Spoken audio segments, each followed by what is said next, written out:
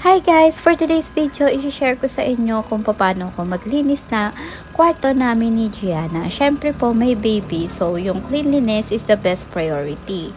By the way guys, nag-start pala ako sa kisame namin. Nagtanggal lang ako ng agiw, tapos pinunasan ko, tapos nagtanggal ulit ako ng agiw.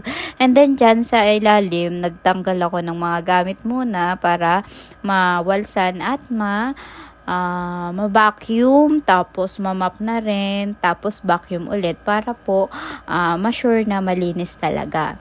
Then after that, nag-on lang ako ng electric fan para mabilis matuyo yung pinag-mop pan.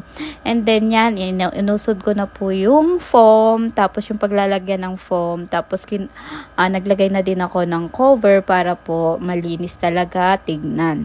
Then nagsalansa na din po ako ng mga unan, tapos yung mga gamit, inisa-isa ko na po siyang ibalik sa kwarto namin. Then yan.